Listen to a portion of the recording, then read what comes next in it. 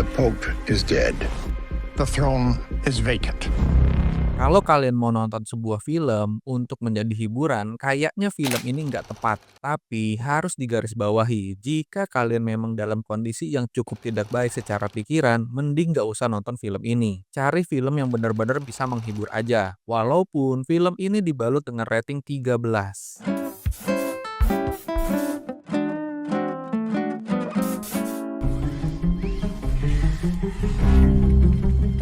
What happened? They say a heart attack. Semua udah pada tahu kalau film ini memang banyak mengantongi penghargaan. Tapi sebelum kita bahas, gue sedikit mau bahas apa sih arti dari kata konklave itu.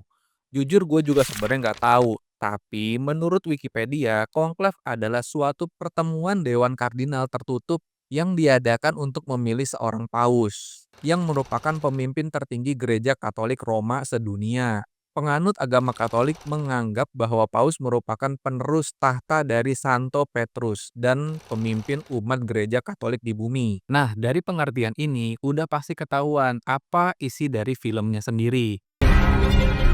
They are sequestered, and they must be shielded from all news that may influence their judgment. You understand? Buat gua, film ini nggak lebih dari kayak drama pada umumnya. Tapi, balutan agama yang bikin film ini jadi menarik. Film ini menggambarkan banyak hal, mulai dari konflik kepentingan hingga ke kepribadian dari setiap dewan yang ada. Tapi ya, gua nonton film ini tuh berasa kayak nonton pemilihan presiden di tahun 90-an. Suasana parlemennya tuh cukup kental, apalagi ngomongin masalah konflik. Konflik setiap fraksi pun juga cukup terlihat. He's never on our list. He has to be an imposter. Conclave adalah sebuah film yang diadaptasi dari novel, mengisahkan proses pemilihan paus setelah kematian paus sebelumnya. Film ini cukup bisa menghadirkan sebuah narasi yang cukup dramatis, menampilkan para kardinal dalam proses pemilihan paus dengan suasana yang cukup intens. Film ini memberikan juga sebuah dilema moral yang harus memilih antara mendukung kandidat progresif ataupun laissez-faire dalam proses votingnya. Dua kandidat ini memang kandidat yang dinyatakan kuat secara personal untuk menggantikan tahta ataupun penerus suci. Buat gua, film ini cukup berani untuk menggambarkan sebuah konflik untuk memberikan berbagai macam informasi rahasia yang pada dasarnya banyak orang juga kayaknya nggak tahu, apalagi gua yang bukan beragama itu. Ketika gue menonton film ini, buat gua, film ini bisa aja jadi pedang bermata dua. Bisa jadi refleksi diri, ataupun bisa menimbulkan perdebatan yang tidak ada ujungnya. Makanya gue bisa bilang film ini cukup berani. Secara durasi, film ini boleh dibilang cukup panjang. Tapi cukup wajar kalau misalkan film ini memiliki durasi yang panjang. Karena dinamika dalam sebuah konflik cukup banyak yang dibahas dengan berbagai macam hal kerahasiaan yang satu-satu mulai terbongkar. Mulai dari perselingkuhan, korupsi, hingga isu tentang agama. I shall pretend this conversation never took place. Film ini kan menceritakan tentang memilih seorang pemuka agama. Tapi banyak proses yang akhirnya membuat film ini menjadi semakin berkembang dengan banyak hal yang ditemukan. Mulai dari paus terdahulu hingga ke kandidat penggantinya. Tapi setelah terpilih, film ini juga memberikan sebuah twist kembali. Intensitas alurnya cukup dimainkan menurut gua, walaupun film ini cukup terbelenggu dengan sempitnya ruang yang dimainkan dalam dramanya. Suasananya tidak lepas dari ruang yang ada di Vatikan. Tapi jujur ya, selama nonton film ini, gue berasa kayak nonton berita. Masing-masing punya pembelaan, masing-masing punya masalah yang ditimbulkan, dan namanya juga manusia yang punya ego. Walaupun pemuka agama, tetap aja ada aja ego yang pengen banget didengar. Kalau dramanya muncul, malah berasa kayak nonton sinetron. Itu yang gue rasain, sibuk aja pada ngerumpiin satu dengan yang lainnya. Sisi ketegangan di film ini buat gue cukup berasa kurang, tapi secara visual gue cukup suka. Komposisi warna cukup enak untuk dinikmatin. Sound design-nya buat gue juga cukup bisa memberikan intimidasi ke yang menonton. Ditambah lagi, pengambilan angle-nya cukup bisa memberikan kenyamanan bagi mata saat menonton. Buat gue, pengambilan gambar pada film ini boleh dibilang cukup tidak berlebihan. Walaupun ruangnya hanya terbatas, tapi film ini cukup bisa memberikan gambaran kemewahan dari keterbatasan ruang itu sendiri. Shot yang paling gua suka ketika diberikan gambaran lebar atau wide shot. Rasa ketegangannya itu cukup bisa tersampaikan melalui gambar tersebut, walaupun tidak adanya dialog. Konflik dan ambience musik yang dibangun buat gua cukup bisa menghidupkan suasana yang ada. I should pretend this conversation never took place.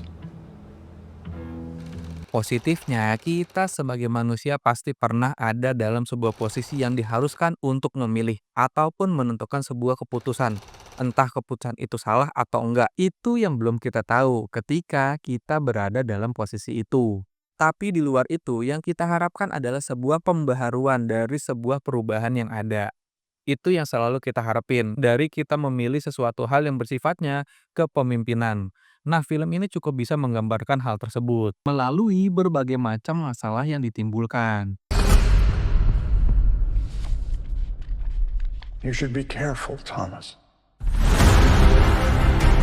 Sekali lagi, gua mau bilang, secara keseluruhan gue cukup suka dengan apa yang diangkat sama film ini. Keberanian dari semua yang terlibat untuk mencoba mengangkat hal-hal yang sifatnya adalah kesakralan dan mungkin cukup sensitif. Nah, gue cukup salut dengan apa yang digambarkan oleh film ini. Film ini memang banyak menimbulkan kontroversi tentang bagaimana memandang film ini dari agama yang diangkat. Sebuah kesakralan yang dibongkar melalui film dengan berbagai macam masalahnya. Politik kepentingan, korupsi, skandal, hingga proses memilih pemimpin tertinggi di gereja Katolik. Di luar itu, menurut gua, film ini juga masih memiliki gambaran yang cukup positif. Walaupun banyak kontroversi yang terjadi. Tapi ya balik lagi, tergantung bagaimana caranya orang menilai untuk film ini. Kalau dibilang untuk secara tontonan, mungkin tontonan yang menarik. Tapi kalau ngomongin masalah kelogikaan, nah mungkin di situ akan menjadi sebuah masalah. Film ini menunjukkan bahwa benturan ideologi juga akan terjadi di dalam tatanan lembaga yang sangat tinggi dalam sebuah agama.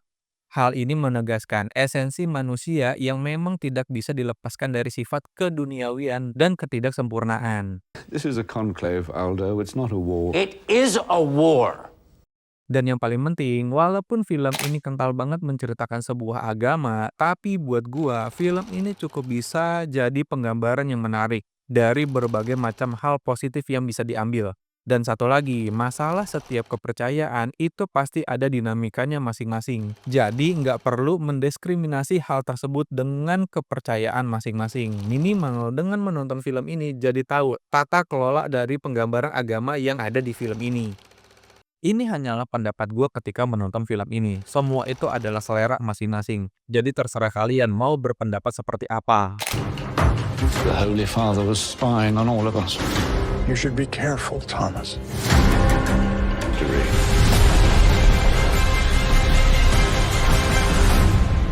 And therefore no need for faith.